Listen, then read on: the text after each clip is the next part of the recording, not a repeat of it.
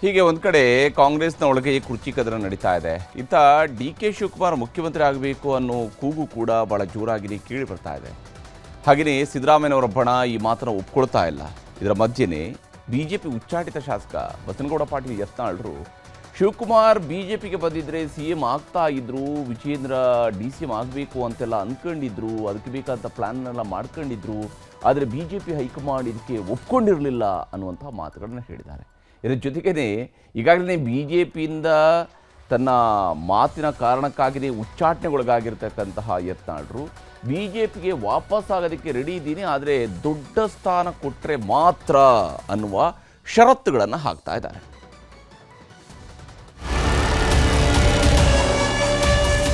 ಜಂಟಿ ಪಕ್ಷದ ಏನು ಆಪರೇಷನ್ಗೆ ತೊಂದರೆ ಆಗ್ತದೆ, ಅದಕ್ಕೆ ನಾನು ಉಚ್ಚಾಟನೆ ಮಾಡಿದೆ. ವಿಜೇಂದ್ರ ರೋಲ್ ಏನಾರು ಆಗಬೇಕು, ಮತ್ತು ಉಪಮುಖ್ಯಮಂತ್ರಿ ಆಗಬೇಕು, ಮತ್ತಿಷ್ಟು ಪೂಜ್ಯ ತಂದೆಯವರಿದ್ದಾಗ ಲೂಟಿ ಮಾಡಿದ್ದು ಅದನ್ನೇ ಪ್ರಕ್ರಿಯೆ ಮುಂದುವರಿಸಬೇಕು. ವಿಜಯಪುರ ಶಾಸಕ ಬಸನಗೌಡ ಪಾಟೀಲ್ ಯತ್ನಾಳ್ರನ್ನ ಬಿಜೆಪಿ ಪಕ್ಷದಿಂದ ಉಚ್ಚಾಟನೆ ಮಾಡಿ 9 ತಿಂಗಳಾಯಿತು. ಮಾರ್ಚ್ 26ರಂದು ಬಿಜೆಪಿ ಹೈಕಮಾಂಡ್ ಯತ್ನಾಳ್ರನ್ನ ಪಕ್ಷದ ಶಿಸ್ತು ಉಲ್ಲಂಘನೆ ಮಾಡಿದ್ದಾರೆ ಅಂತ ಕಿಕ್ಔಟ್ ಮಾಡಿತ್ತು. ಅಂದಿನಿಂದ ಇಂದಿನವರೆಗೂ ಯತ್ನಾಳ್, ಯಡಿಯೂರಪ್ಪ, BY ವಿಜೇಂದ್ರಾಣಿ ಇದಕ್ಕೆಲ್ಲ ಕಾರಣ ಅಂತ ಏಕವಚನದಲ್ಲಿ ವಾಗ್ದಾಳಿ ಮಾಡ್ತಿದ್ರು.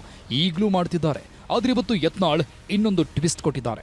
ನನ್ನನ್ನ ಪಕ್ಷದಿಂದ ಉಚ್ಚಾಟನೆ ಮಾಡಿದಾಗ ಡಿ.ಕೆ. ಶಿವಕುಮಾರ್ ಅವರನ್ನ ಬಿಜೆಪಿಗೆ ಸೆಳೆಯುವ ಪ್ರಯತ್ನ ನಡೆದಿತ್ತು ಅಂತ ಹೊಸ ಬಾಂಬ್ ಸಿಡಿಸಿದ್ದಾರೆ. ಡಿಕೆಶಿಯನ್ನ ಬಿಜೆಪಿಗೆ ಸೆಳೆಯಲು ನನ್ನ ಉಚ್ಚಾಟನೆ.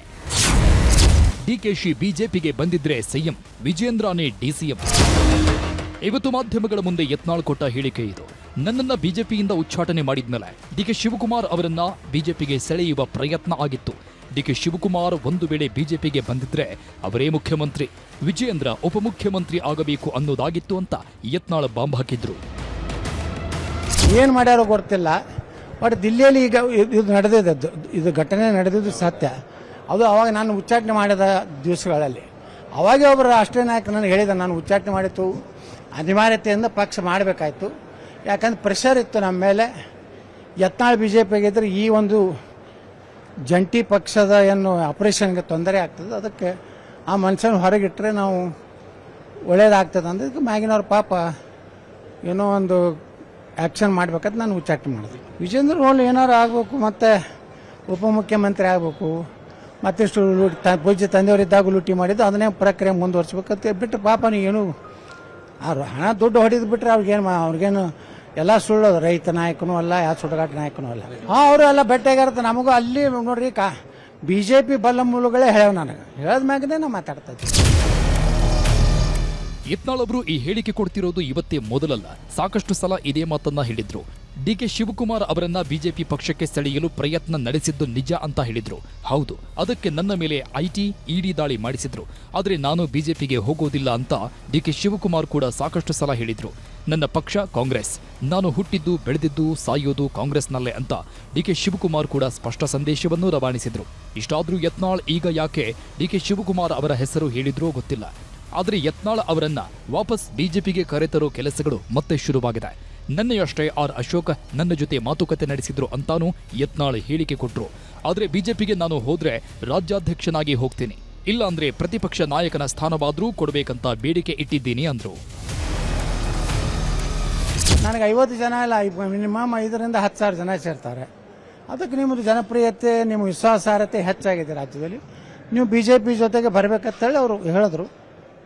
ನಾ ಹೇಳಿದೆ, ಸುಮ್ಮನೆ ಒಬ್ಬ MLA ಆಗಿ ಬರ್ಲಿಕ್ಕೆ ಈಗ ಬರೋದಿಲ್ಲ, ನನಗೊಂದು ಇಂಥದಕ್ಕೆ ಪ್ರಾಮಿಸ್ ಮಾಡಿದ್ರೆ ಬರ್ತೀನಿ, ಯಾಕಂದ್ರೆ ಇಲ್ಲ.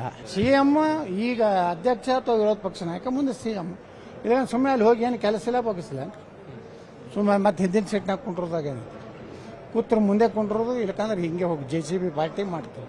ಅವರು ಶಾಸಕರು ಎಲ್ಲರೂ ಕೂಡಿ ನಾವು ಏನು ನಮ್ಮ ಬಿಜೆಪಿಯ ಹೈಕಮಾಂಡ್ಗೆ ನಾವೆಲ್ಲ ಕೂಡಿ ಮನವಿ ಮಾಡ್ಕೋತೀವಿ, ಯತ್ನಾಳ್ ವಾಪಸ್ ತಗೋರಿ ಅಷ್ಟೇ ಹೇಳಿದ್ದಾರೆ. ನಾ ಅಂತ ಹೇಳಿ ನಾ ಎಲ್ಲಿಗೂ ಬರೋದಿಲ್ಲ, ಅವರಾಗಿ ಕರೆದು ನೀ ಹೇಳಿದ ಎಲ್ಲದಕ್ಕೂ ನಾವು ಒಪ್ಪಿಕೊಂಡಪ್ಪ ಬಾ ಅಂದ್ರೆ ಹೋಗ್ತೀವಿ, ನಾವೇನೂ ಒಪ್ಪಗೋದಿಲ್ಲ ಅಂದ್ರೆ ಬಿಡ್ತೀವಿ.